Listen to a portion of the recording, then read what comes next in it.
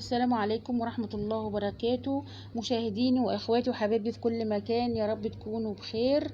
النهاردة هنعمل صينية كيكة بسيطة وسهلة وهشة. هنغيرها شوية، هنخليها بشكل النايتي بتاع زمان. هنغير كده لأطفالنا لو هما ما بيحبوش في وجبة الفطار عيش، تبقى حاجة خفيفة كده وسهلة. نعملها لهم. يلا نسمي الله ونصلي على الرسول عليه الصلاة والسلام. ونشوف مقاديرنا ايه وعملنا الكيكة وطلعت هشة معانا كده ازاي. يبقى مقاديرنا عبارة عن 3 بيضات، طبعا بنضيف عليهم الفانيليا. انا بحب اضرب الفانيليا مع البيض الاول عشان يدينا شوية هشاشة كده، وعشان نضيع مثلا لو في زفارة في البيض ولا اي حاجة. نضربهم كده بالمضرب او في الخلاط. دول عبارة عن كوبايتين سكر او كوباية ونص، زي ما انت حسب السكر، حسب ما انت بتحبي الكيكة ايه. بس عشان انا عاملة مقدار كبير شوية وصينية كبيرة شوية، فانا مزودة المقادير. دول عبارة عن كوبايتين لبن. بنضيف اللبن على الخليط بعد كده وبنضربه بالمضرب. اي حاجه بتحطيها بتضربها بالمضرب ضربه. ومعانا طبعا معلقه خل صغيره، ودي كوبايه الا ربع زيت. ما تكمليش الكوبايه زيت عشان الكيكه تطلع معاكي خفيفه. يعني الماده الدهنيه دايما بتقل الكيكه، ما تزوديش عن المقدار اللي انا قلت لك عليه. وطبعا اي حاجه بتحطيها بتضربها بالمضرب عشان تديكي خفيه او هشاشه، بالمضرب او بالخلاط زي ما انت عايزه. خلاص ضفنا المقادير السائلة على بعضها اهيت زي ما انتوا شايفين. دول عبارة عن 3 كوبايات دقيق برضو بالكوباية اللي احنا عبرنا بيها الاول، وعليهم باكو ونص بيكنج باودر ورشة ملح. نقلب المقادير الجافة كده مع بعضها. بعد كده بنضيفها على الخليط اللي احنا ضربناه، على المواد اللي هي السائلة.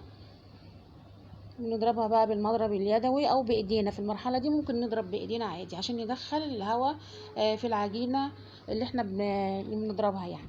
خفتها بقى برضو بمعلقتين لبن. كان عندي الدقيق شرب السوائل شويه لحد لما ظبطت القوام بتاعها كده زي ما انتوا شايفين، ولا تبقى تقيله قوي ولا تبقى خفيفه قوي.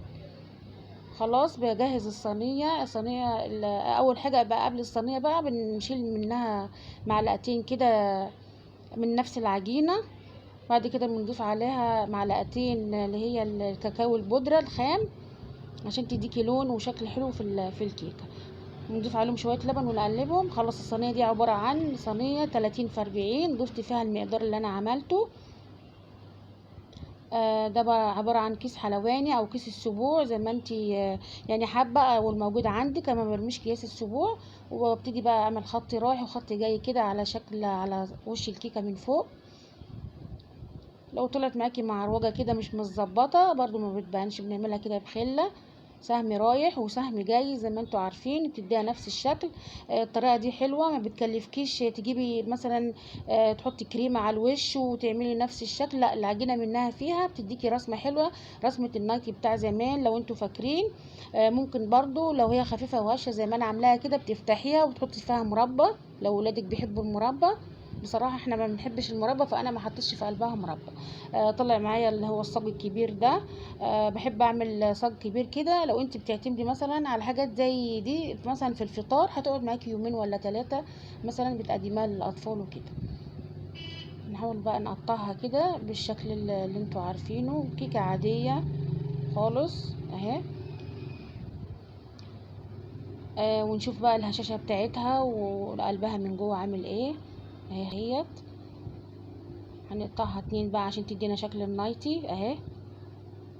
حاجة بسيطة كده وصحية كده لأطفالنا في البيت زي ما انتوا شايفين.